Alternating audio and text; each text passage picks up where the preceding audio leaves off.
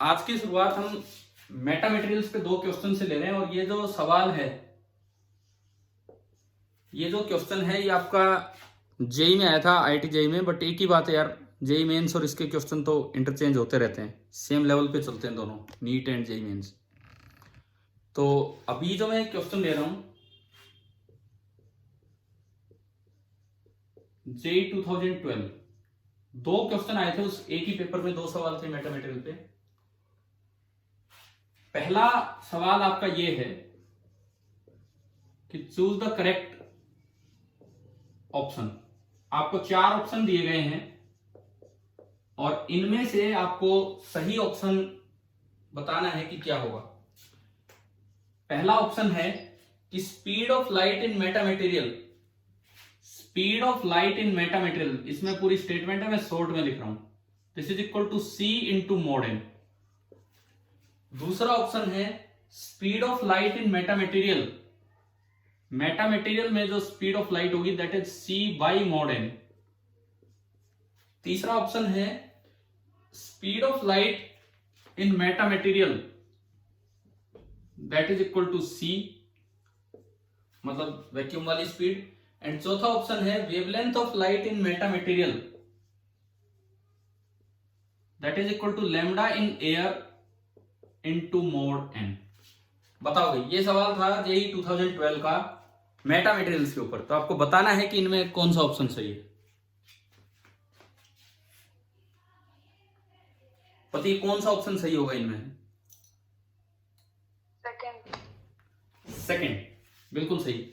देखो, एक ही डिफरेंस है मेटा में और ऑर्डिनरी मटेरियल में, डिफरेंस ही एक है कि जो एन नेगेटिव होता है तो उसके क्या लगाना पड़ेगा आपको, मोड लगाना पड़ेगा। ऑप्टिक्स की टर्म्स में ये डिफरेंस था इन 4 ऑप्शंस को देखें तो, कि उसका एन नेगेटिव होता है तो आपको ना उस पर मोड लगाना पड़ेगा। बाकी सब वही है जो हमने ऑर्डिनरी मटेरियल में पढ़ा है। क्या कि रिफ्रैक्टिव इंडेक्स का फॉर्मूला होता है speed of light in vacuum upon speed of light in that medium.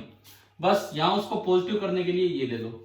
दूसरी बात, हम ये भी पढ़ते हैं कि lambda medium that is equal to lambda vacuum upon n की जगह यहां क्या आ जाएगा, मोड एन। ठीक है। अब देखो, पहला ऑप्शन यहां से अगर मैं देखूं, स्पीड वो बन रहा है सी बाई मोड एन, यानी कि ये आपका दूसरा ऑप्शन आ गया। तो इसलिए पहला तो गलत हो गया, तीसरा भी गलत हो गया, चौथा क्यों गलत है, फोर्थ ऑप्शन क्यों गलत है? डिवाइड में आता। हाँ, ये डिवाइड में आता। तो मतलब सेम रिलेशंस वैलिड हैं जो ऑर्डिनरी मटेरियल्स में होते हैं, वही मेटा मटेरियल्स में भी वैलिड है। बस थोड़ा सा ये ध्यान रख लेना कि मोड लगाना है इसमें। ठीक है।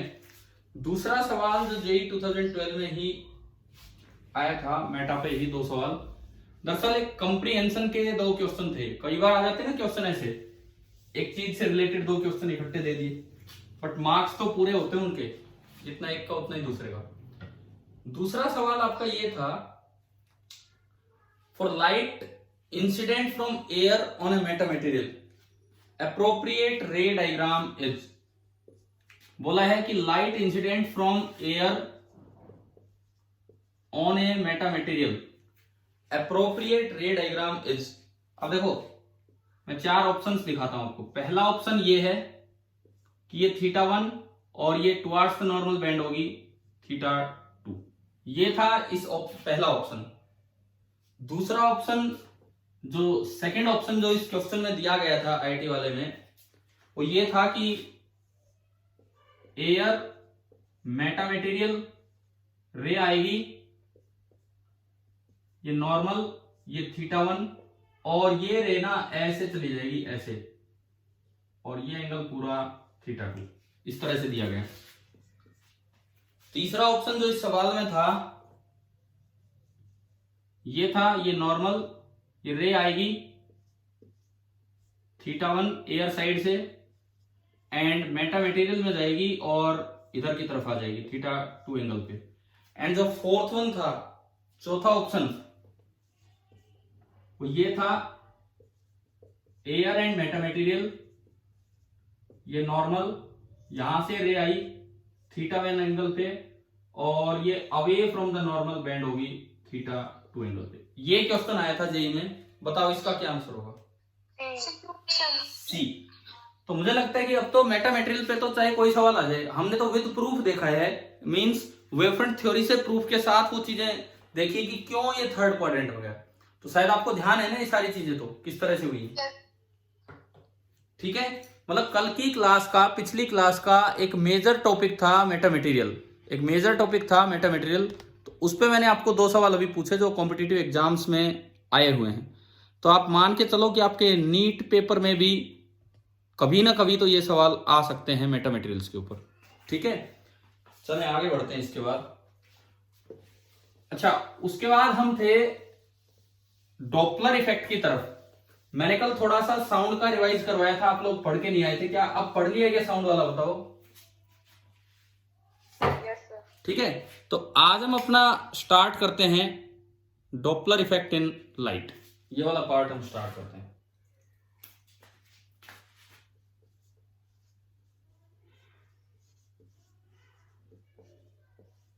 डॉपलर्स इफेक्ट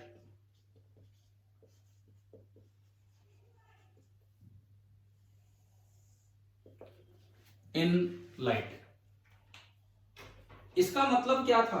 कल हमने ऑलमोस्ट देख लिया था कि इसका मतलब था कि भाई अगर सोर्स ऑफ लाइट और ऑब्जर्वर ऑफ लाइट के बीच रिलेटिव मोशन होता है, उनके बीच का सेपरेशन कम या ज्यादा होता है, तो जो एक्चुअल फ्रीक्वेंसी है लाइट की जो सोर्स से एमिट हुई होगी और जो फ्रीक्वेंसीज को दिखाई देगी, सुनाई नहीं दिखाई देगी, उन दोनों में कोई ना कोई डिफरेंस मिलेगा।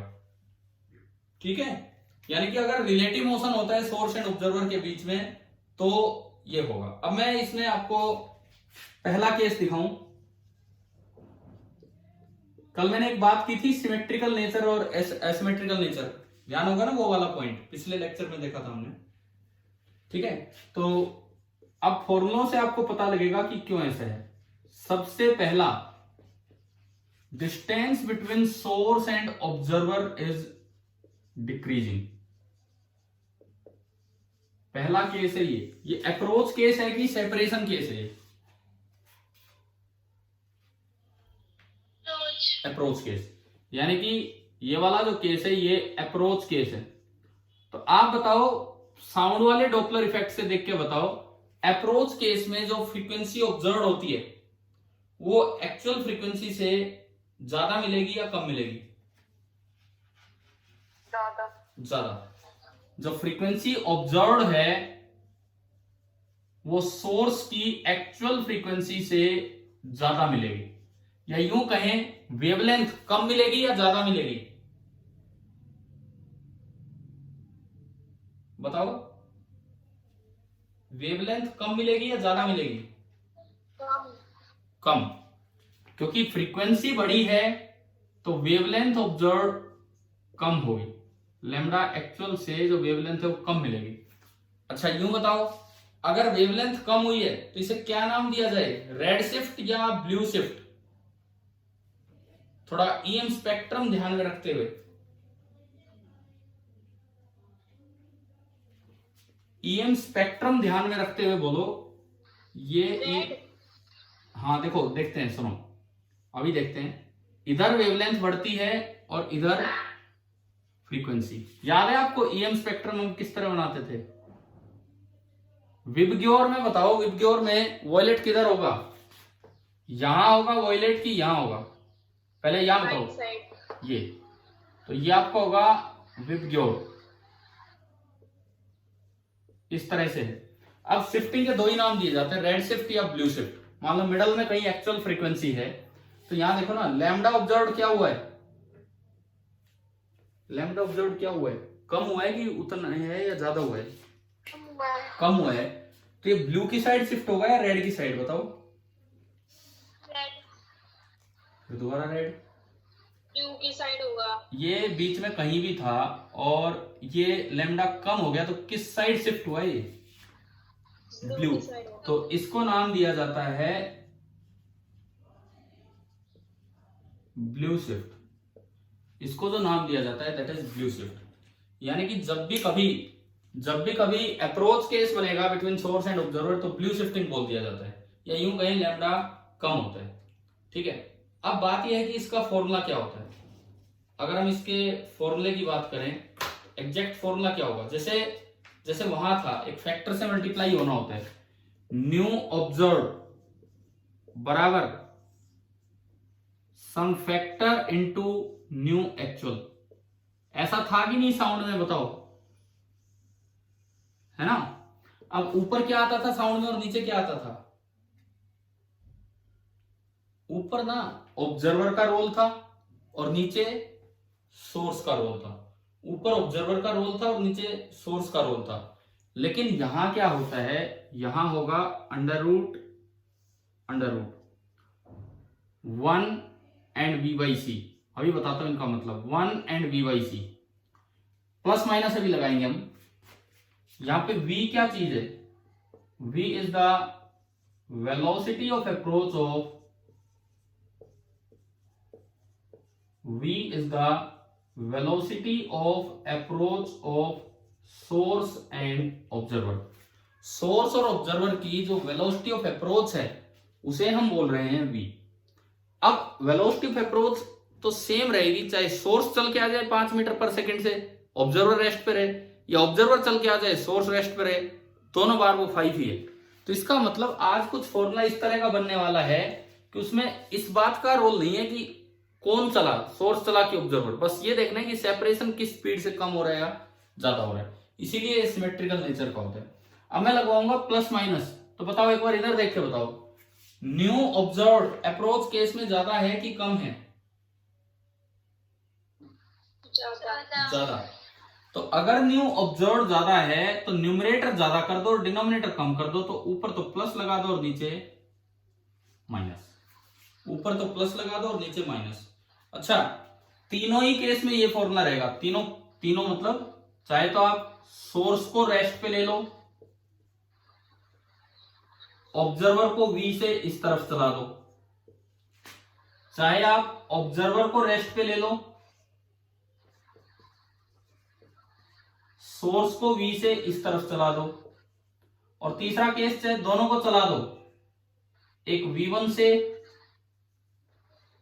एक v2 से, लेकिन जो वेलोसिटी ऑफ अप्रोच है वो है v1 plus v2 is v, इसमें भी v इसमें भी v। और चौथा केस आप चीज दोनों को सेम डायरेक्शन में चला लो, लेकिन अप्रोच केस बना के रखो, ये सोर्स ये ऑब्जर्वर चल रहा है v2 से, सोर्स तेज आ रहा है v1 से, अब वेलोसिटी ऑफ अप्रोच होगी v1 माइनस v2 और इसमें भी v है।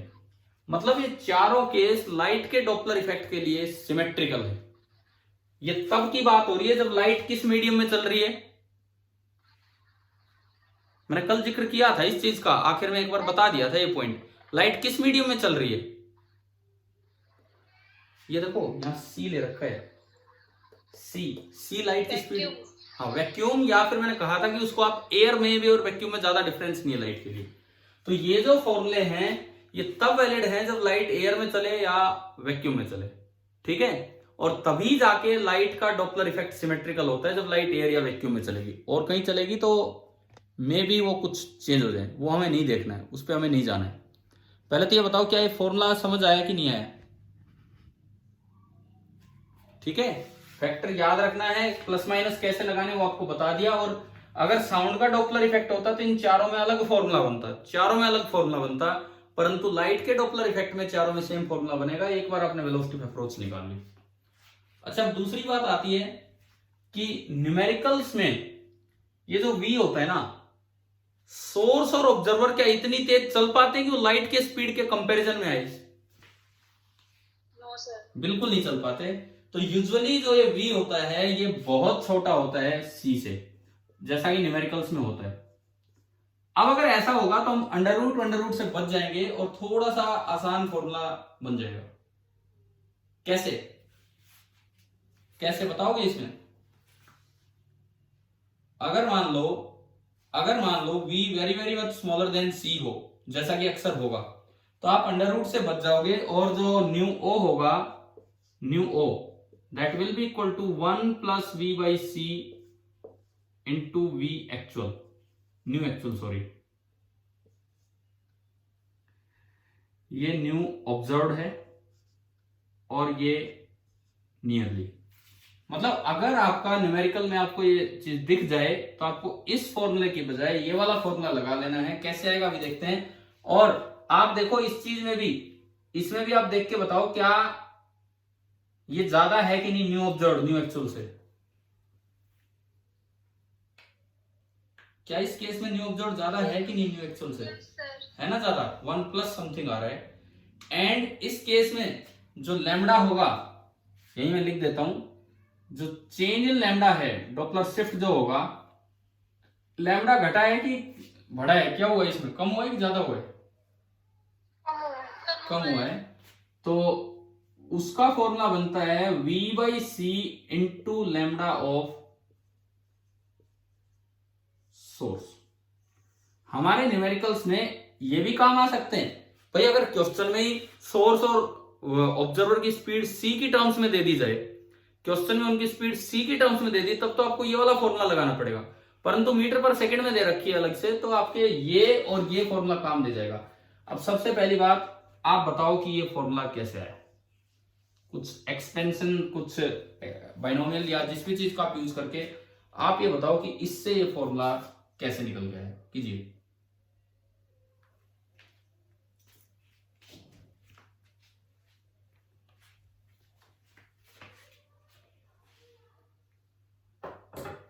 आप एक काम कीजिए, एक तो इससे ये निकालिए एंड देन इससे ये निकालिए। जस्ट 5 मिनट लीजिए और आराम से ये चीज डिटरमाइन कीजिए कि कैसे आएगी।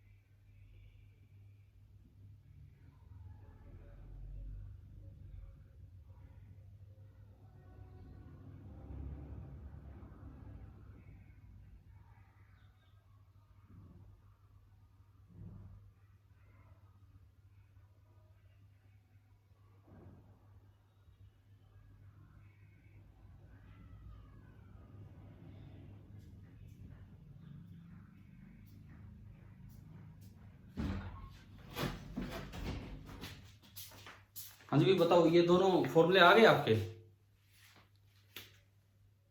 No sir. अरे यार नहीं आए।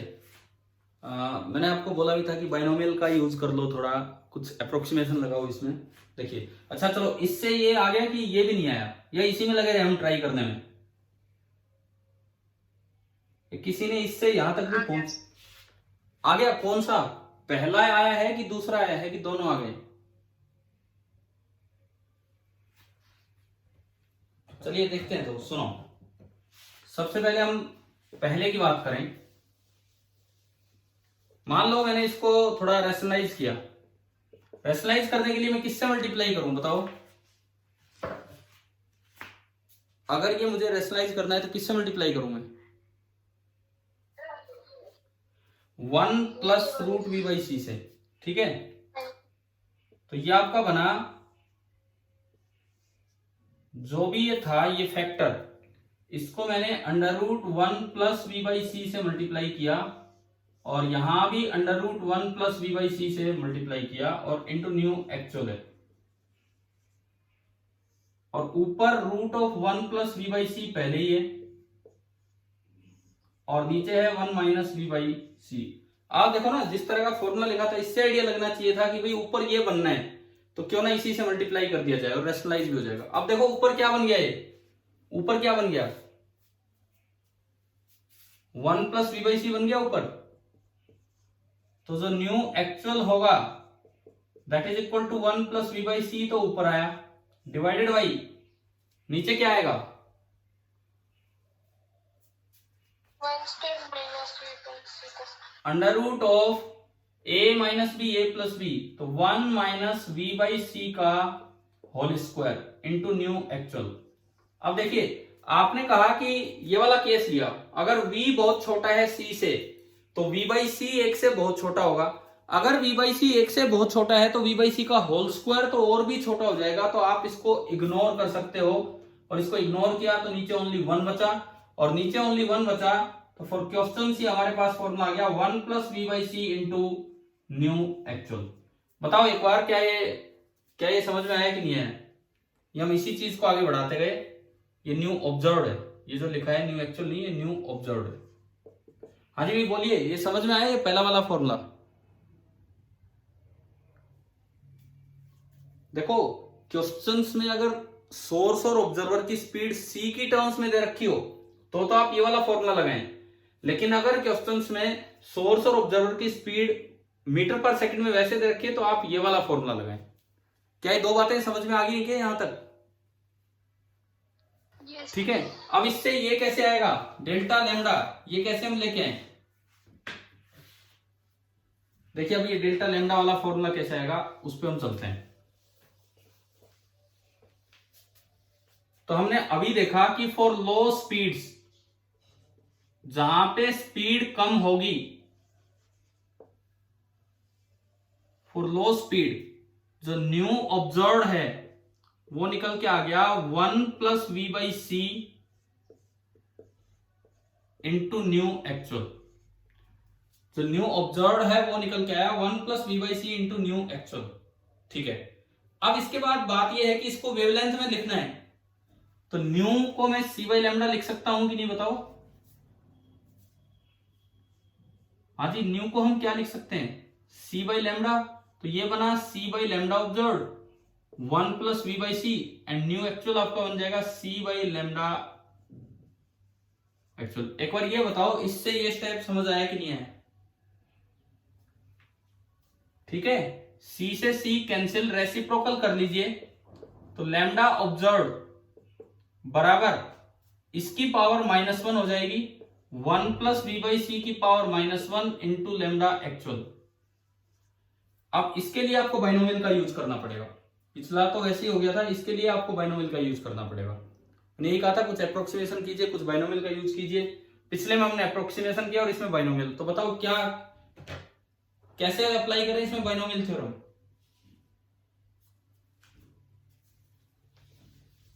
बोलिए।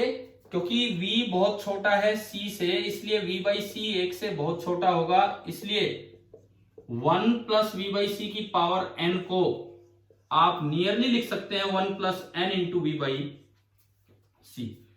आता है नहीं हमें बाइनोमियल एक्सपेंशन, ठीक है। तो ये आपने इसमें अप्लाई किया तो this implies nu observe this is equal to 1। अब ये पावर है -1, तो -1 पीछे आके मल्टीप्लाई हुई minus v by c. Nu observe नहीं है, सॉरी, ये चल रहा है लैम्डा ऑब्जर्व, और इधर आ गया लैम्डा एक्चुअल जो सोर्स का होगा वो। ये बताओ ये लैम्डा ऑब्जर्व कम दिख रहा है कि ज्यादा दिख रहा है आपको? यहां से कम है ना, ये 1 में से कुछ घटा है, ठीक है। अब अगर ये वाला फॉर्मूला चाहिए तो उसको अलग अलग मल्टीप्लाई कर लो, lambda actual minus v by c into lambda actual. तो यहां से देखो lambda observe minus lambda actual, lambda observe minus lambda actual, this is equal to minus v by c into lambda actual. ये आपका delta lambda हो गया, तो delta lambda is equal to minus of v by c into lambda actual. Minus sign ये दिखा रहा है कि वेवलेंथ कम हुई है, और अगर आप इसका मोड लिखें तो आप बताओ क्या ये फॉर्मूला ऊपर वाला समझ आ गया कि नहीं? सोर्स मतलब एक्चुअल जो उसकी वेवलेंथ थी वो, ठीक है। तो मतलब अप्रोच केस के जो 3 फॉर्मूले हैं, अप्रोच केस के जो 3 फॉर्मूले हैं वो मैं यहां लिखता हूं। अब जो हमारे पास जो हमें याद रखने चाहिए कौन कौन से? पहला फॉर्मूला जो बड़ा जनरल सा फॉर्मूला है, nu observe that is equal to some factor into nu actual, source की जो फ्रीक्वेंसी हो। ऊपर क्या आएगा? Under root of 1 plus v by c, and नीचे क्या आएगा? Under root of 1 minus v by c, where v is the velocity of approach of source and observer, ठीक है। अब दूसरी बात, फॉर लो स्पीड, अगर ऑब्जर्वर कम स्पीड के साथ चलता है या सोर्स कम स्पीड से या न्यू दोनों का वी कम बन रहा है, तो आप बताओ ये क्या फॉर्मूला आ गया था, क्या फैक्टर आ गया यहां पे? ये दिमाग में रखो बस, ये ऊपर वाला आ जाएगा और कुछ नहीं, 1 plus v by c into nu actual. And तीसरी बात, इसी केस में जो डेल्टा लैम्डा होगा वो नेगेटिव होगा, या फिर उसका मोड याद रखिए, that will be v by c times lambda जो भी सोर्स की एक्चुअल थी वो। ये डेल्टा लैम्डा है, फाइनल लैम्डा निकालना हो तो डेल्टा लैम्डा होगा lambda observed minus lambda actual. आप ये बताओ ये 3 फॉर्मूले समझ आ गए क्या क्या है क्या नहीं है? ठीक है, चले हम आगे बढ़े दूसरे पे। अब मान लो मैं, चलो एक क्वेश्चन लेता हूं इस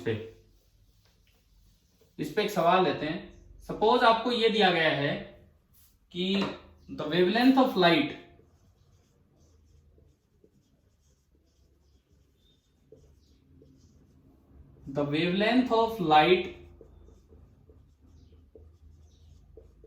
कमिंग फ्रॉम, अब ये आमतौर पे फ्रीक्वेंसी चेंज हमें महसूस नहीं होता। कैसा होता है कि सामने से कोई येलो कलर की टी शर्ट पहन के आ रहा है, हमें वो ब्लू दिखने लग जाए, ऐसा होता है क्या? नहीं होता। उसका कारण क्या है कि ये जो स्पीड है बहुत ही ज्यादा कम होती है। अगर भी बहुत ही ज्यादा कम होगी तो वी बाई सी ही नेग्लेजिबल हो जाएगा, तो ऊपर भी इग्नोर हो जाएगा नीचे भी, और अगर वो इग्नोर हो गया तो न्यू ऑब्जर्व्ड बराबर न्यू एक्चुअल आएगा। लेकिन ये गैलेक्सीज वगैरह में ये जो लाइट आती है इसमें कुछ ऐसा हो जाता है कि उनकी स्पीड बहुत ज्यादा आती है। तो इसमें है the wavelength of light coming from a distant Galaxy, बहुत दूर से लाइट आ रही है, coming from a distant galaxy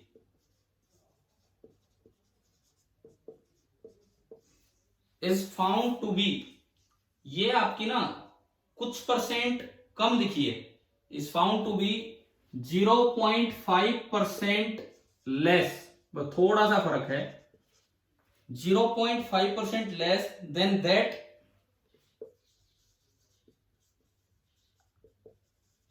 coming from a similar source on earth।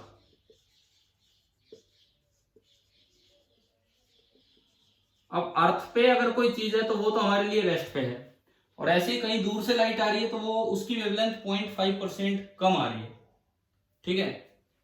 Find the velocity of galaxy assuming it to be much smaller than सी।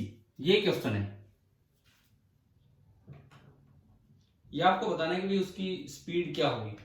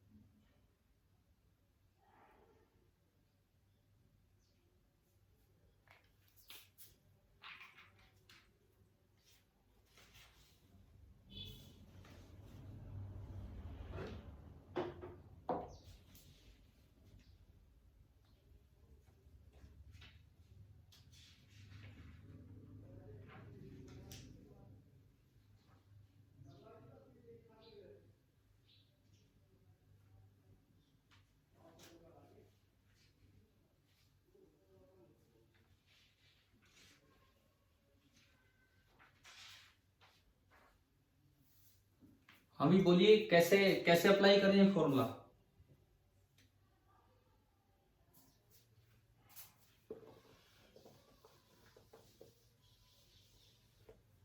देखिए सुनो, आपको ये दिया गया है कि वेवलेंथ कम हुई है, यानी कि डेल्टा लैम्डा इज नेगेटिव। तो ये अप्रोच केस है कि सेपरेशन केस है, कौन सा केस है? यानी कि वो चीज हमें अप्रोच कर रही है, अप्रोच केस है। तो ऐसे केस में मोड ऑफ डेल्टा लैम्डा, क्या फॉर्मूला लिखा? क्योंकि आपको कंडीशन दी है लास्ट में कि ये मान के चलो कि वो वेलोसिटी सी के मुकाबले कम है, काफी कम है। क्या फॉर्मूला है हमारे पास डेल्टा लैम्डा का? बताओ, अभी लिखवाए 3 फॉर्मूले। नहीं माइनस छोड़ो, ये मोड लगा दिया मैंने। v by c into lambda actual जो होगा सोर्स का वो है v by c into this. अच्छा अब सुने, 0.015 into 10 की पावर 8। एक मिनट दोबारा बोलो, क्या आंसर है स्पीड का? 0.015 into 10 की पावर 8। 0.015 into 10 to power 8। हाँ सही है आपका आंसर, ठीक है। देखिए अब इधर सुनो, डेल्टा लैम्डा का मोड, अगर आप मोड ना लगाए ना तो कोई दिक्कत नहीं है, आप इसको माइनस लगा के चल दो, बात एक ही है। डेल्टा लैम्डा होता है lambda observed minus lambda actual, ये है।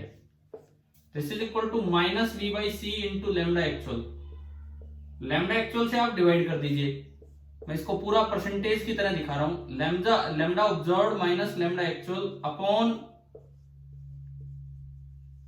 लैम्डा एक्चुअल, और ये आ गया माइनस वी बाई सी।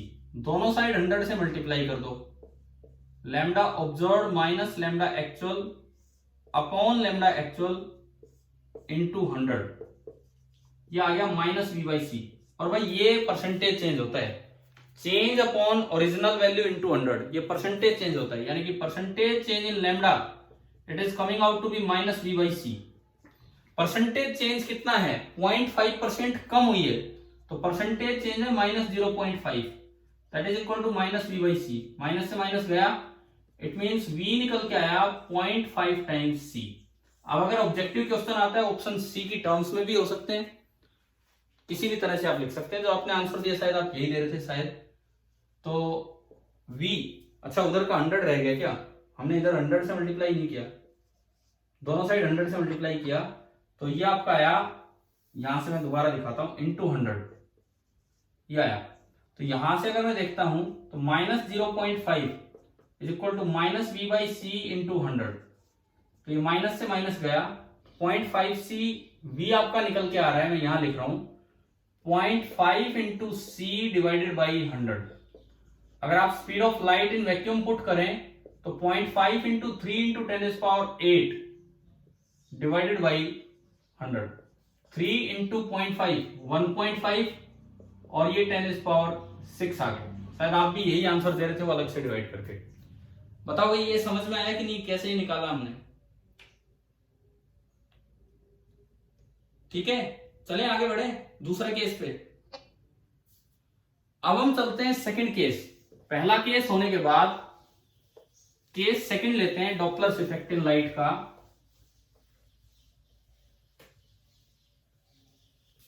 और केस सेकंड में ये जो ऑब्जेक्ट और सोर्स और ऑब्जर्वर के बीच की दूरी है ये डिक्रीज नहीं हो रही है बल्कि ये इंक्रीज हो रही है, मतलब इसको बोल देते हैं सेपरेशन या रिसेशन केस।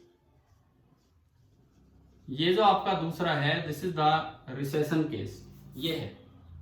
ठीक है, वही बात है, उसी तरह से शुरुआत करते हैं। न्यू ऑब्जर्व और न्यू एक्चुअल। न्यू ऑब्जर्व कम मिलेगा कि ज्यादा मिलेगा न्यू एक्चुअल से? कम। जो न्यू ऑब्जर्व है वो न्यू एक्चुअल से कम मिलेगा। इसका मतलब जो लैम्डा ऑब्जर्व है वो लैम्डा एक्चुअल से ज्यादा मिलेगा। तो इसको क्या नाम दे, कौन सा शिफ्ट है ये? Red shift. ये जो शिफ्टिंग होगी ये रेड की तरफ जा रही है तो इसको नाम दिया जाता है रेड शिफ्ट। ये आपका है रेड शिफ्ट। ठीक है, अब फॉर्मूले वही चेंज आप खुद अंदाजा लगा लोगे। पहला फॉर्मूला, 3 फॉर्मूले थे। पहला फॉर्मूला फैक्टर में भी अंदाजा हो जाएगा, बाहर है न्यू एक्चुअल और ये है न्यू ऑब्जर्व। बताओ ऊपर क्या बनेगा और नीचे क्या बनेगा? बोलो बोलो क्या चेंज होगा बताओ। ऊपर क्या आएगा? माइनस और नीचे प्लस। समझ गए हो? ये चेंज है। यहां पे v क्या चीज है इस फॉर्मूले में? c तो है speed of light in vacuum. c तो आपकी है speed of light in vacuum और v है velocity of separation of source and observer. v है velocity of separation of source and observer. देखिए अब ये सोर्स है, ये ऑब्जर्वर है। अब ये वेलोसिटी ऑफ सेपरेशन v है, चाहे सोर्स v से चल ले ऑब्जर्वर रेस्ट पे रहे, चाहे सोर्स रेस्ट पे रहे ऑब्जर्वर v से चल ले, और चाहे दोनों चल ले, एक v1 से एक v2 से, लेकिन जो वेलोसिटी ऑफ सेपरेशन बने वो बने v1 प्लस v2। तीनों ही केस में सेम फॉर्मूला रहेगा, जबकि साउंड में फॉर्मूला अलग लगा जाता है। फॉर्मूला सेम तब है जब आप डॉपलर इफेक्ट ऑफ लाइट कहां लगा रहे हो, या तो एयर में या वैक्यूम में।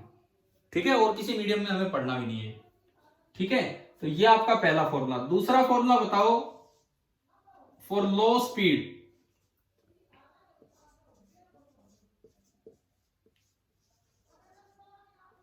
फॉर लो स्पीड, हाँ देखो इसी चीज से मल्टीप्लाई करो, इसी चीज से अंडर रूट, तो अंडर रूट हट जाएगा और नीचे वाला वही बन जाएगा 1 minus v square by c square का अंडर रूट, और उसमें आप इग्नोर करोगे तो ये आपका आ जाएगा 1 minus v by c times, और इधर है न्यू एक्चुअल। ठीक है, और यहां से अगर आप बनाओगे तो शायद आपकी समझ में आना चाहिए कि डेल्टा लैम्डा पे इस बार मोड लगाने की भी जरूरत नहीं है। क्यों लगाने की जरूरत नहीं है? क्योंकि लैम्डा बड़ा है तो डेल्टा लैम्डा पॉजिटिव है, तो आप सीधा ये लिख सकते हो v by c times lambda source. निकाल लोगे ना ये, तो जैसे पिछला करके दिखाया था। हाँ जी बोलो, जैसे पीछे वाला किया था उसी तरह से ये भी हो जाएगा। ठीक है, इसकी जगह रख देना c बाई लैम्डा ऑब्जर्व, इसकी जगह रख देना c बाई लैम्डा सोर्स, और फिर जैसे मल्टीप्लाई किया रेसिप्रोकल लिया वो ही कर लेना, और सेम ये आपका फॉर्मूला आ जाएगा। आप जी मोड लगाओ कि मत लगाओ क्योंकि ये तो पॉजिटिव है। क्लियर है? अब मान लो जो पिछला सवाल था, पिछला जो क्वेश्चन था जो आपने अभी किया था, उसमें अगर यूं होता कि वेवलेंथ इंक्रीज हो रही है, पिछले क्वेश्चन में खाली इतना दिया होता कि वेवलेंथ 0.5% ज्यादा मिली है, तो स्पीड का क्या आंसर आता?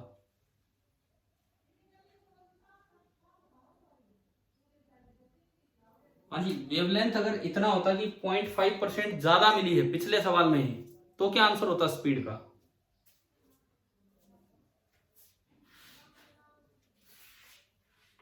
बोलिए।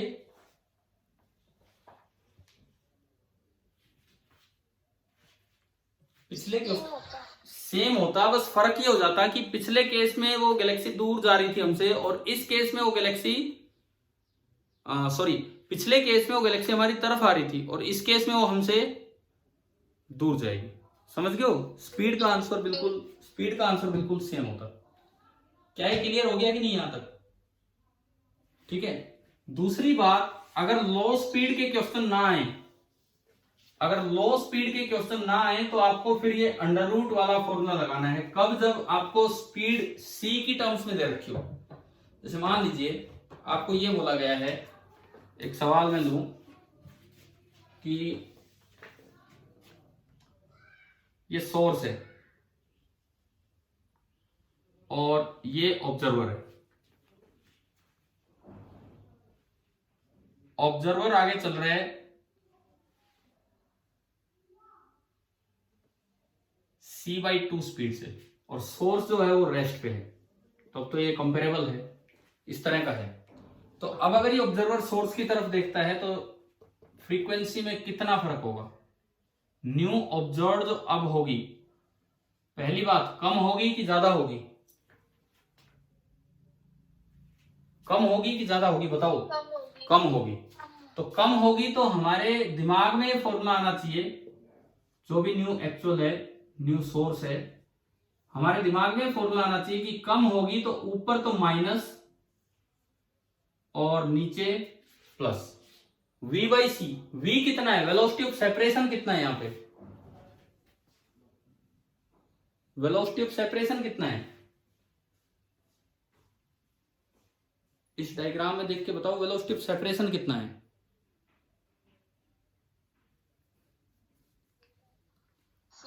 c/2। ये रेस्ट पे हो जा रहा है तो v तो हो गया c/2, तो v/c अगर आप करेंगे तो 1/2। ऐसे ही नीचे भी v/c करेंगे तो 1/2।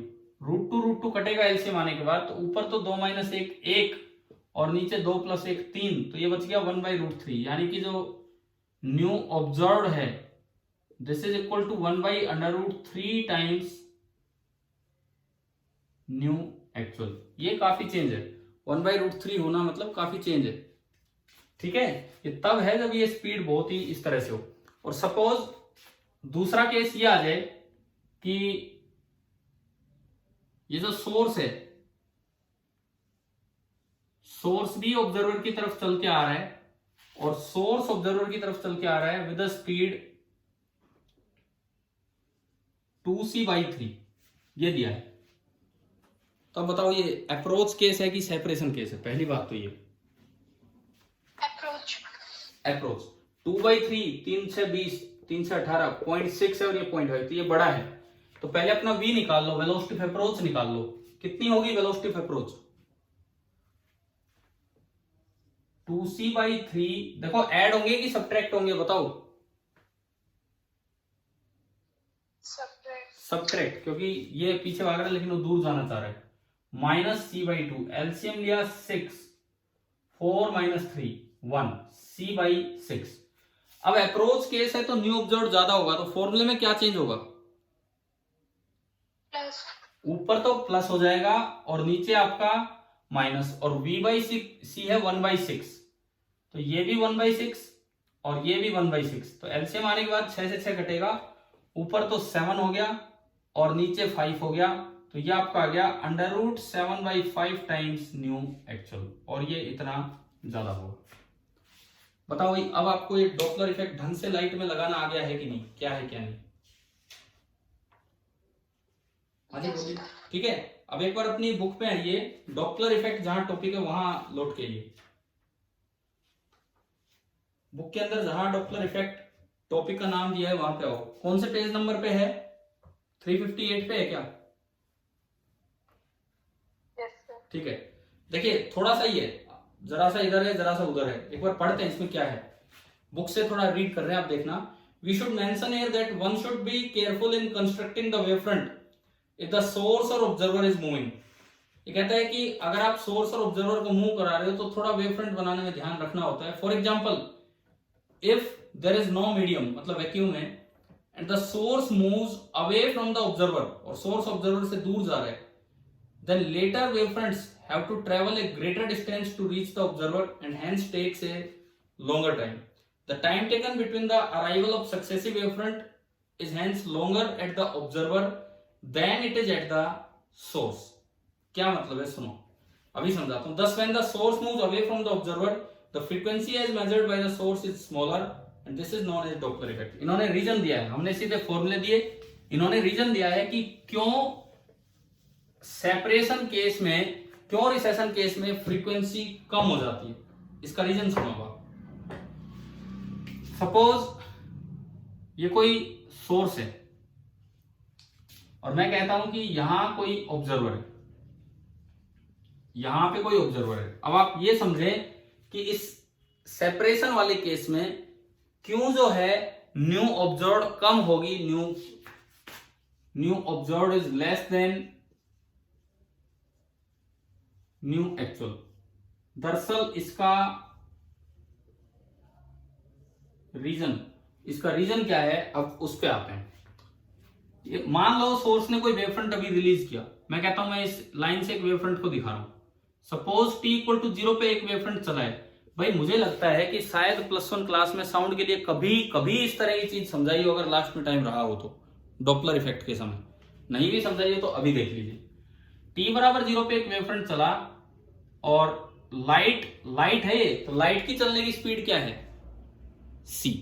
ठीक है ना. ये वेवफ्रंट आगे चला, ठीक है. अब सोर्स का टाइम पीरियड मान लो, जो एक्चुअल टाइम पीरियड है वो t है. तो एक्चुअल टाइम पीरियड अगर t है वेवफ्रंट जनरेट करने का, तो जो न्यू एक्चुअल होगा that will B reciprocal of time period, 1 time period. तो सोर्स ने तो, अब सोर्स दूर आ रहा है, मैं वो वाला केस ले रहा हूं जब सोर्स दूर आ रहा है, ऑब्जर्वर यहां है, सोर्स t टाइम बाद कुछ अगला वेवफ्रंट जनरेट करेगा. ये टाइम है t इक्वल टू 0 और ये टाइम है t इक्वल टू t. तो सोर्स ने t टाइम बाद अगला वेवफ्रंट जनरेट कर दिया यहां पे. ठीक है. अब सुनो आप, सोर्स ने तो वेवफ्रंट t टाइम बाद ही जनरेट किया है, लेकिन ऑब्जर्वर को जो वेवफ्रंट मिलेगा, क्या पहले वेवफ्रंट के मिलने के t टाइम बाद दूसरा मिलेगा या नहीं मिलेगा उसे. बात ये है, दोबारा सुनो आप, कंफ्यूज मत होना, ध्यान से सुनना. सोर्स की इनिशियल पोजीशन ये है, उसने t बराबर 0 पे एक वेवफ्रंट रिलीज किया, वेवफ्रंट का एक पार्ट रिलीज किया और वो c स्पीड से चल पड़ा. अगर यहीं बैठा बैठा सोर्स दूसरा वेवफ्रंट रिलीज करता t टाइम बाद, तो वो भी उसी स्पीड से जाता, तो वो उसको कितनी देर बाद मिलता. अगर सोर्स नहीं चला होता, अगर सोर्स यहीं बैठा होता, उसने वेवफ्रंट का एक पार्ट अभी रिलीज किया, वो गया, t टाइम बाद उसने अगला वेवफ्रंट रिलीज किया, वो गया.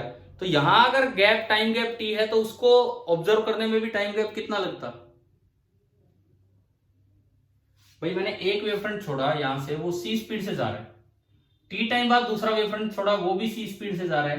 तो पहला वेवफ्रंट मिलने और दूसरे वेवफ्रंट के मिलने के बीच में टाइम गैप कितना होगा बताओ ऑब्जर्वर को. एक बार फिर सुनो, ये एक प्लेन लाइन है, एक लाइन है, वो मैं एक वेवफ्रंट का एक पार्ट बोलता हूं, ठीक है. और एक टाइम पीरियड में मैं कह रहा हूं कि दोबारा से लाइन ये रिलीज करता है सोर्स. सपोज सोर्स नहीं चल रहा होता, पहला केस, सपोज सोर्स नहीं चला होता और सोर्स भी रेस्ट पे है और ऑब्जर्वर भी रेस्ट पे है. t बराबर 0 पे इसने एक वेवफ्रंट रिलीज किया, इसका टाइम पीरियड है कैपिटल T, मतलब t टाइम बाद ये अगला वेवफ्रंट रिलीज करता है, t टाइम बाद ये अगला वेवफ्रंट रिलीज करता है. तो t टाइम बाद जब इसने अगला वेवफ्रंट रिलीज किया होगा t बराबर t पे, जब तक पहला वेवफ्रंट कुछ आगे जा चुका होगा, कितना आगे जा चुका होगा, c इंटू टी. क्या ये बात समझ में आ रही है क्या. ठीक है. अब ये दोनों चल रहे हैं, ये दोनों चल रहे हैं ऑब्जर्वर की तरफ, ये भी c स्पीड से, ये भी c स्पीड से. तो यूं बताओ कि ऑब्जर्वर को दोनों को रिसीव करने के बीच में टाइम गैप कितना लगेगा. इसको जब ऑब्जर्वर रिसीव करेगा, उसके कितनी देर बाद दूसरे को रिसीव करेगा ऑब्जर्वर. भाई टाइम गैप है ct और दूसरा t टाइम बाद, क्योंकि डिस्टेंस तो ct कवर करनी है उसको और स्पीड इसकी c है. इसका मतलब अगर मैं ऑब्जर्वेशन की बात करूं तो पहले वेवफ्रंट को रिसीव करने के t टाइम बाद ही ये दूसरा वेवफ्रंट रिसीव कर रहा है. तो टाइम पीरियड ऑफ ऑब्जर्वेशन भी t है और टाइम पीरियड ऑफ ऑब्जर्वेशन भी t है, तो न्यू ऑब्जर्वेशन भी न्यू के बराबर है, जो एक्चुअल फ्रीक्वेंसी ऑफ सोर्स थी। पहले बताओ ये पॉइंट आ गया समझ? बताओ ये पॉइंट आया क्या समझ यहां तक? ये आएगा तो मैं आगे बढ़ूंगा ना, नहीं तो यही दोबारा बताऊंगा। क्लियर है ये वाला पॉइंट? इसका मतलब अगर सोर्स और ऑब्जर्वर रेस्ट पे होते, अगर सोर्स और ऑब्जर्वर रेस्ट पे होते तो जितना टाइम पीरियड जनरेशन का है दो वेव फ्रंट का, उतना ही टाइम पीरियड ऑब्जर्वेशन का होता दो वेव फ्रंट का, यानी कि फ्रीक्वेंसी ऑब्जर्व और फ्रीक्वेंसी एक्चुअल सोर्स की सेम होते। क्लियर है यहां तक? ठीक है। अब देखो दूसरा केस, मतलब रिसेशन केस। ये देखिए, सपोज सोर्स इधर की तरफ जा रहा है, दूर जा रहा है इससे, सोर्स इससे दूर जा रहा है, तो पहला वेव फ्रंट तो यहां से रवाना हो लिया, वो तो ठीक है, सीटी आगे मिलेगा। लेकिन सोर्स थोड़ा पीछे आ चुका है और सोर्स दूसरा वेव फ्रंट यहां से रिलीज करेगा, तो यूं बताओ इन दो वेव फ्रंट्स के बीच की दूरी सीटी है या सीटी से ज्यादा है? ये भी उधर जा रहा है, सीटी से ज्यादा है ना, ये दोनों चल रहे हैं हम। लेकिन ये जो डिस्टेंस है दिस इज ग्रेटर देन सीटी। अब देखो ऑब्जर्वर को इनको रिसीव करने में जो टाइम लगेगा, ऑब्जर्वर को इनको रिसीव करने में जो टाइम लगेगा, पहले को किसी समय ऑब्जर्वर ने रिसीव किया, क्या दूसरा टी टाइम बाद रिसीव कर लेगा या ज्यादा टाइम बाद रिसीव करेगा? ज्यादा, क्योंकि उसको ज्यादा डिस्टेंस कवर करके आनी पड़ रही है। यानी कि इस बार जो टाइम पीरियड ऑफ ऑब्जर्वेशन है that is greater than T. क्या ये बात समझ आ गई है क्या? ठीक है। आप रेसिप्रोकल कर दो, रेसिप्रोकल करोगे, टाइम पीरियड ऑब्जर्वेशन का रेसिप्रोकल है new observation and less than 1/t, and 1/t होता है न्यू सोर्स, तो न्यू एक्चुअल जो है सोर्स की वो। आप बताओ क्या ये प्रूव हो गया कि न्यू ऑब्जर्व कम क्यों है रिसेशन केस में? हाँ भाई, समझ आया कि नहीं आया बताइए। अगर पूछा जाए कि रिसेशन केस में न्यू ऑब्जर्व कम क्यों है, तो आपको ये लिखना है कि जो टाइम लगा ऑब्जर्वेशन का, आपको ये लिखना है कि the time taken between the arrival of successive wave fronts is longer. समझ गए हो? Time taken for the arrival of successive wave fronts is longer than T. इस वजह से जो फ्रीक्वेंसी ऑब्जर्व्ड है वो स्मॉलर देन है एक्चुअल फ्रीक्वेंसी। आ गया कि समझ या नहीं आया बताओ? एक बार बोलो, ये समझ आया कि नहीं आया ये वाला कॉन्सेप्ट? देखिए, अगर थोड़ा सा भी कंफ्यूजन है तो मैं एक बार लास्ट टाइम फिर से बताता हूं, शायद आपको इस बार क्लियर हो जाएगा। बताऊं क्या?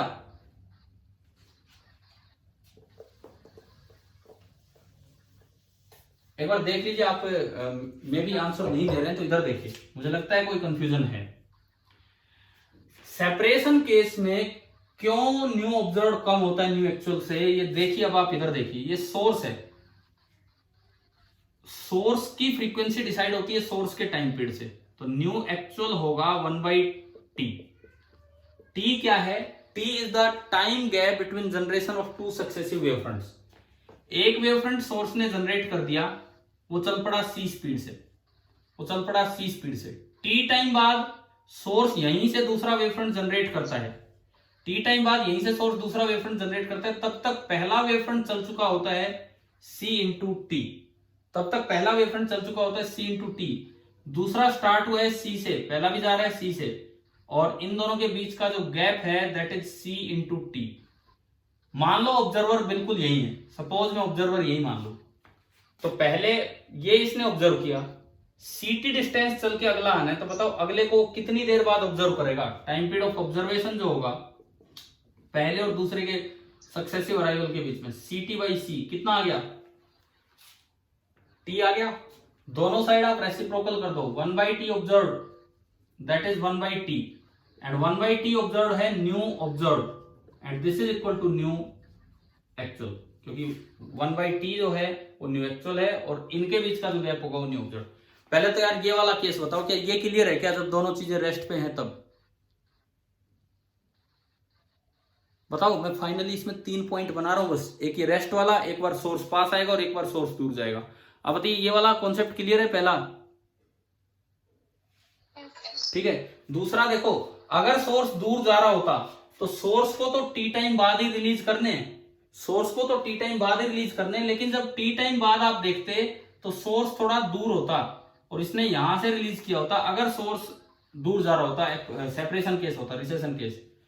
तो CT तो यही डिस्टेंस जो है यहां से चल लिया, प्लस कुछ सोर्स भी चला। तो अब बताओ ये जो गैप है ये D, ये CT है या CT से ज्यादा है?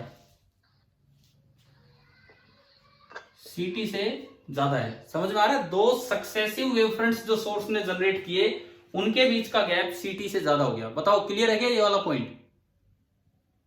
ठीक है, मान लो ऑब्जर्वर यहां है, T बराबर T टाइम पे ऑब्जर्वर यहां है जब उसको पहला वेवफ्रंट मिला है, जब उसको पहला वेवफ्रंट मिला है, तो दूसरे मिलने के लिए उसे टाइम लगेगा D/C, क्योंकि ये भी C स्पीड से आ रहा है। तो टाइम पीरियड ऑफ ऑब्जर्वेशन इस बार हो जाएगा D/C। और क्योंकि D CT से बड़ा है, क्योंकि D CT से बड़ा है, तो इसलिए ये जो टाइम है ये T से बड़ा हो जाएगा। आप रेसिप्रोकल लेंगे, रेसिप्रोकल लेंगे तो इनइक्वालिटी चेंज हो जाएगी। 1/T ऑब्जर्व तो होता है न्यू ऑब्जर्व, एंड 1/T हो जाएगा न्यू एक्चुअल। तो ये आपका प्रूव होता है कि दूसरे केस में न्यू ऑब्जर्व न्यू एक्चुअल से कम होगा। बताओ ये समझ आ गया? हाँ कि ना बोलो।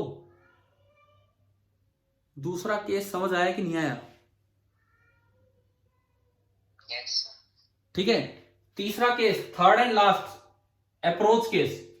मान लो सोर्स कुछ उसकी तरफ जा रहा होता, ये क्वालिटेटिवली हम समझ रहे हैं, आप फॉर्मूले इनसे डेराइव मत करना, उसमें तो फिर रिलेटिविटी वाला कॉन्सेप्ट लग जाते हैं, उन पे नहीं जा रहे हैं, लेकिन हम कम और ज्यादा यहां से समझा सकते हैं। तीसरा केस, मान लो सोर्स अप्रोच कर रहा है, सपोज कीजिए सोर्स अप्रोच कर रहा है, पहला वेवफ्रंट सोर्स ने T बराबर 0 पे रिलीज किया, वो चल पड़ा T टाइम पे, ऑब्जर्वर बैठा रखा उससे CT डिस्टेंस दूर, ऑब्जर्वर हमने CT डिस्टेंस दूर ही बैठा रखा है।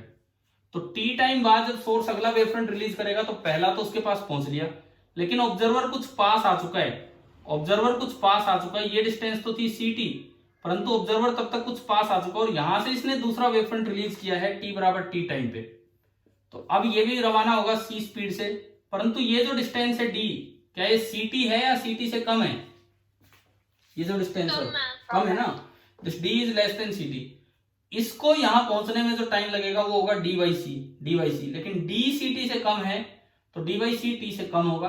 रेसिप्रोकल लेंगे तो ये 1/T से ज्यादा होगा, यानी कि nu observe is greater than new actual. तो मुझे लगता है कि शायद आपको ये दोनों केसेस समझ आ गए होंगे कि क्यों तो फ्रीक्वेंसी एक केस में ज्यादा होती है और क्यों फ्रीक्वेंसी एक केस में कम होती है। बताइए समझ आया कि नहीं आया? ये इसमें हाँ भरने में क्यों कतरा रहे हो? नहीं आया क्या समझ? बताओ। आगे sir. ठीक है ठीक है ठीक है, अब सुनो, आगे बढ़ो, आगे बढ़ते हैं। अब ये एनसीईआरटी से लाइन पढ़ी तो इसका रीजन भी आपको समझ आ गया है क्या है।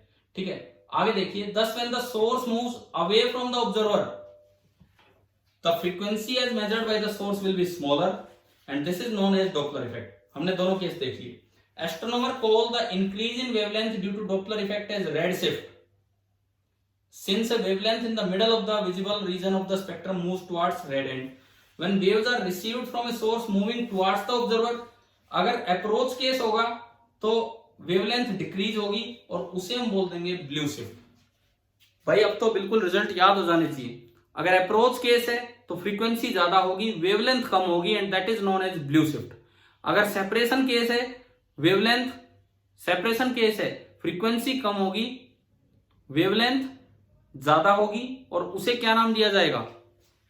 Red shift. ठीक है, उसके बाद देखिए, you have already encountered Doppler effect for sound wave in chapter 15। हम ये पढ़ चुके हैं +1 में, Doppler effect for sound.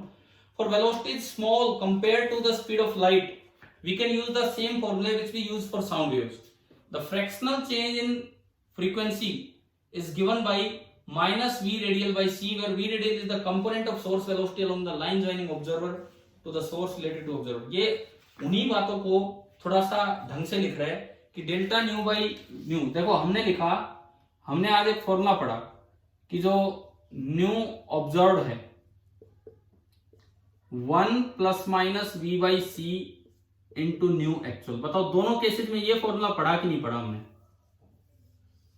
Plus तो अप्रोच केस में, लो स्पीड की बात कर रहा हूं मैं, लो स्पीड की, प्लस तो अप्रोच केस में और माइनस सेपरेशन केस में, है ना भाई? ये वाला फॉर्मूला तुमने पढ़ लिया लो स्पीड में। ठीक है, इसको ये लिखता है कि nu observe that is equal to 1 से मल्टीप्लाई किया nu actual plus minus v by c into nu actual. ठीक है, ये इधर घटा लाए, nu observe minus nu actual, ये चेंज है, plus minus v by c into nu actual. इसको डिवाइड में ले आए तो nu observe minus nu actual divided by nu actual, ये फ्रैक्शनल चेंज आ गया, fractional change. This is equal to plus minus v by c, कि ये जो फ्रैक्शनल चेंज है डेल्टा न्यू बाई न्यू, इसको हम बोल देते हैं delta nu by nu, fractional change, that is equal to plus minus v by c. अब कब प्लस लेना और कब माइनस? अगर अप्रोच केस है तो ये प्लस होगा और सेपरेशन केस है तो ये माइनस। इस v को बोल देते हैं v रेडियल, इस v को बोल देते हैं v रेडियल। v रेडियल मतलब along the line joining source and observer. देखिए अब यहां से पढ़ो ध्यान से, क्या है, v radial is the component of source velocity along the line joining the observer to the source relative to the observer. क्या मतलब है? इन्होंने कहा कि अगर आप ऑब्जर्वर के रेस्पेक्ट में लिखें, ऑब्जर्वर के रेस्पेक्ट में लिखने का मतलब है कि आपने ऑब्जर्वर को किस पे बना दिया, रेस्ट पे बना दिया, तो इसके रेस्पेक्ट में सोर्स की जो भी वेलोसिटी बनेगी उसका component along the line joining this, उसको नाम दिया गया v रेडियल, उसको नाम दिया गया v रेडियल। और ये कब पॉजिटिव लेना है? It is considered positive when the source moves away from the observer, then the Doppler shift can be expressed as delta v by v is equal to v radial upon c। ना क्या ये समझ में आ रहा है कि ये formula क्या है क्या नहीं है? अरे अब बताओ, इसी चीज को मैंने थोड़ा आसान तरीके से शुरुआत में बताया, ये v रेडियल में ले जा रहा है, हम उसको वैसे पढ़ के आए थे जनरल फॉर्मूलों से। क्या आपको वो दोनों फॉर्मूले समझ में आ गए, रेड शिफ्ट और ब्लू शिफ्ट के? आप v रेडियल का चक्कर छोड़ो, वो यही है, उसमें बड़ी रिलेटिव वेलोसिटी आती है, इसको रेस्ट पे लाओ फिर उसकी वेलोसिटी का कंपोनेंट करो, वही चीज आसान भाषा में थी जो हमने आज फॉर्मूले बना के पढ़ी। तो क्या वो तीन फॉर्मूले दोनों में क्लियर हो गए ना आपको, क्या है क्या नहीं? ठीक है, हाँ ये चीज दिमाग में रखना, ये चीज दिमाग में रखना कि अगर स्पीड कम है तो इसके फॉर्मूले में कोई अंडर रूट नहीं, वही साउंड की तरह से ही इसका भी फॉर्मूला बन जाता है। कैसे? ये 1 प्लस माइनस v बाई सी आ रहा है, सिंपली उस तरीके से, या इसको आप यूं भी लिख सकते हैं, c नीचे आ गया और ऊपर c हो गया। छोड़ो, अब इनको और फॉर्म में ले जाने की जरूरत ही नहीं है क्योंकि हमें इतना समझ आ ही चुका है। अच्छा, इसके बाद लास्ट लाइन पढ़ते हैं, the formula given above is valid only when the speed of source is small. ठीक है, ये हम देख चुके। A more accurate formula for Doppler effect which is valid even when the speed are close to that of light requires the use of Einstein special theory of relativity. तो मैंने आज उसका यूज तो नहीं करवाया, लेकिन क्या आपको फॉर्मूला बता दिया अंडर रूट वाला, सीधा फॉर्मूला जो थ्योरी ऑफ रिलेटिविटी से निकल के आता है।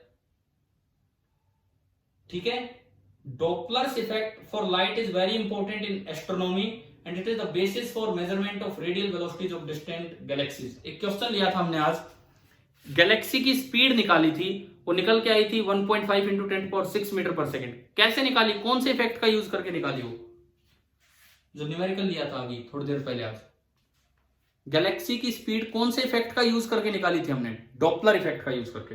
तो इस तरह से गैलेक्सीज की स्पीड निकाली जाती है। अब बताओ भाई, डॉपलर इफेक्ट इन लाइट, यहां तक पूरा समझ आ गया है कि नहीं? ठीक है, अब इसके बाद एक सोल्ड एग्जांपल नंबर 1 है 10.1, वो देखिए।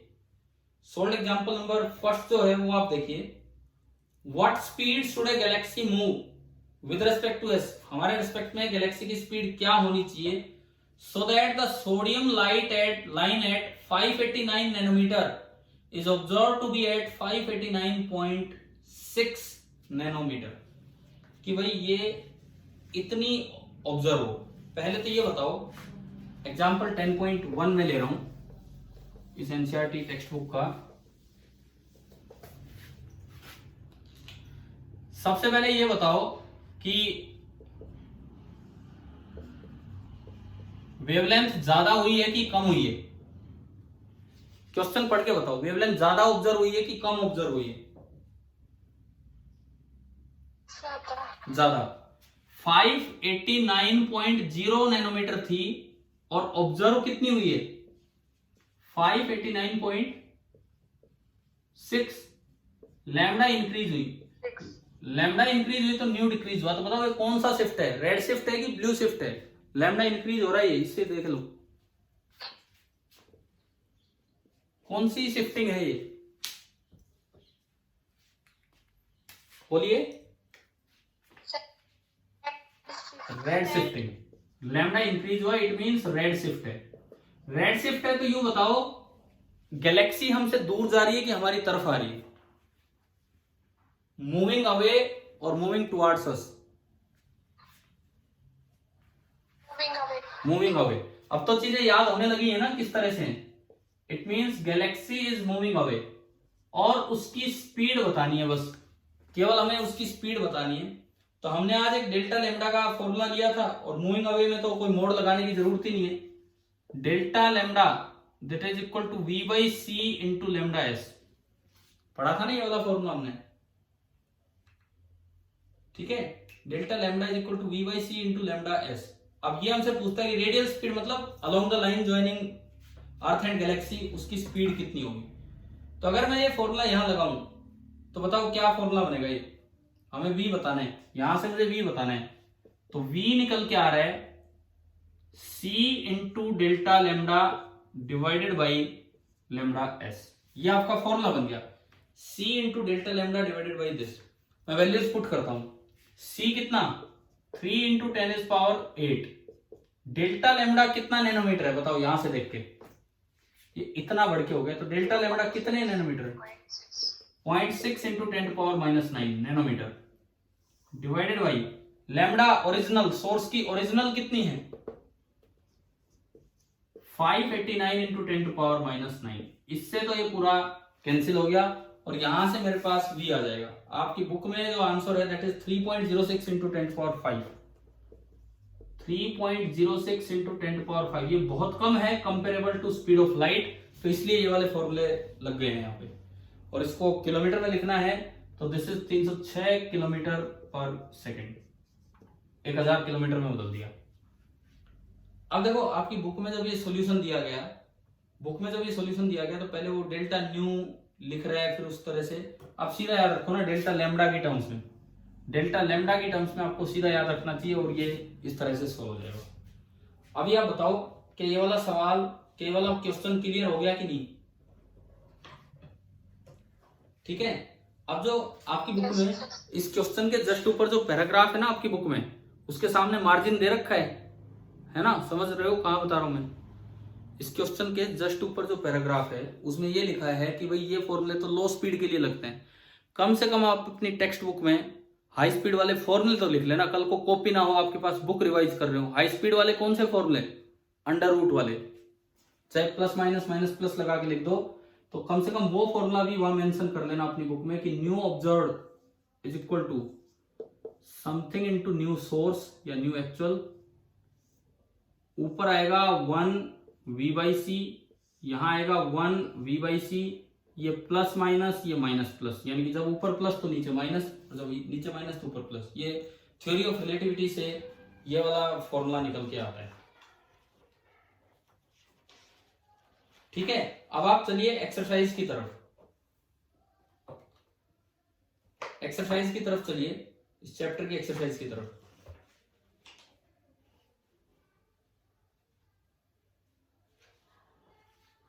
आपको कल मैंने 3 सवाल करने को दिए थे, हो गए होंगे वो या नहीं हुए बताओ? अरे किए कि नहीं किए एक्सरसाइज के पहले 3 क्वेश्चन? भाई देखो आप जवाब ही नहीं देते हो, नहीं किए हो तो बता दो, कोई बात नहीं। कर लिए सर। कर लिए, हो गए ना? ठीक है, अब सुनो डॉपलर इफेक्ट पे बेस्ड क्वेश्चन एडिशनल एक्सरसाइज में चलिए आप, एडिशनल एक्सरसाइज में क्वेश्चन नंबर 11 क्या 11 दिख रहा है आपको? डॉपलर इफेक्ट पे देखो पेज नंबर 384 पे question number 11, 6563 angstrom H alpha line emitted by hydrogen in a star is found to be red shifted by 15 angstrom. Red shift का क्या मतलब है? वेवलेंथ बढ़ गई कि कम होगी? बढ़ गई है ना, इसका मतलब ये रिसेशन केस है। तो ये इसने लिखा है estimate the speed with which the star is receding from the earth. तो मुझे लगता है यार ये आप खुद कर लेंगे, है ना। अपना एक क्वेश्चन जरूर करें। तो आज का एक होमवर्क तो है एक्सरसाइज का क्वेश्चन नंबर 11, एक्सरसाइज नंबर ये एनसीईआरटी से एडिशनल एक्सरसाइज का पहला ही सवाल है, ठीक है। ये आपका है पेज नंबर 384 पे, पेज नंबर 384 पे। अच्छा दूसरा, अब उसके बाद आप थोड़ा सा उसी में नीचे देखिए, क्वेश्चन नंबर 15 अभी पढ़ो। 15 for sound waves the Doppler formula for frequency shift differs slightly between two situation, एक source at rest observer moving and source moving observer at rest. कल बताई थी मैंने बात एसिमेट्रिकल नेचर, बताओ, है ना, कल आया था ये पॉइंट कि साउंड वेव में अलग अलग फॉर्मूले बनते हैं। The exact Doppler formula for the case of light waves in vacuum are however strictly identical for these situation.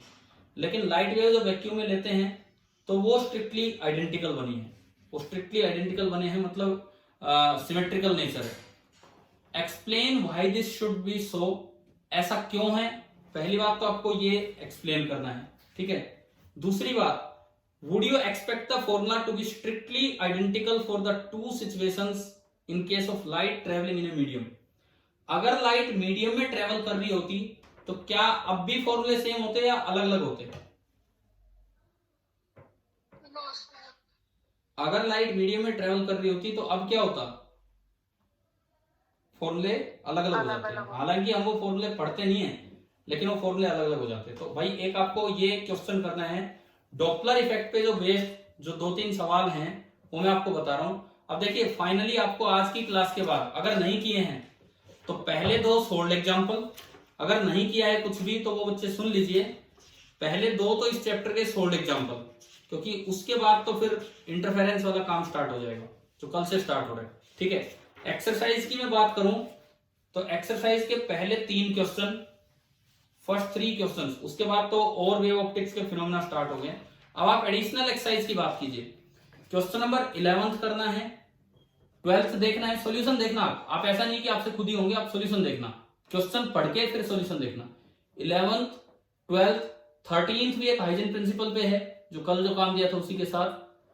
11 12 13 14 ये भी आप देखना, एंड 15 11 से लेके 15 बाकी मत करना, बिकॉज बाकी जो चीजें हैं वो तो अभी और वेव ऑप्टिक्स के जो पार्ट्स हैं उन पे बेस्ड है।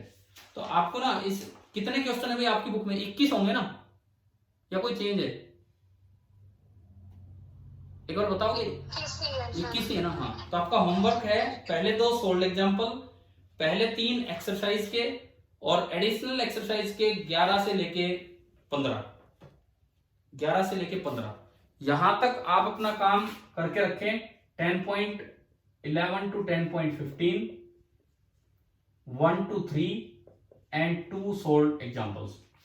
और इसके बाद कल की क्लास से कुछ इसमें आपको डाउट होगा तो वो थोड़ा डिस्कस करेंगे, और कल की क्लास से फिर वेव ऑप्टिक्स के वो फिनोमेना स्टार्ट हो रहे हैं, इंटरफेरेंस, डिफ्रैक्शन एंड पोलराइजेशन, जिसमें पहले सुपरपोजिशन ऑफ वेव्स एंड उससे रिलेटेड फिर इंटरफेरेंस स्टार्ट होगा, ठीक है। आगे कल पढ़ते हैं हम। Thank you.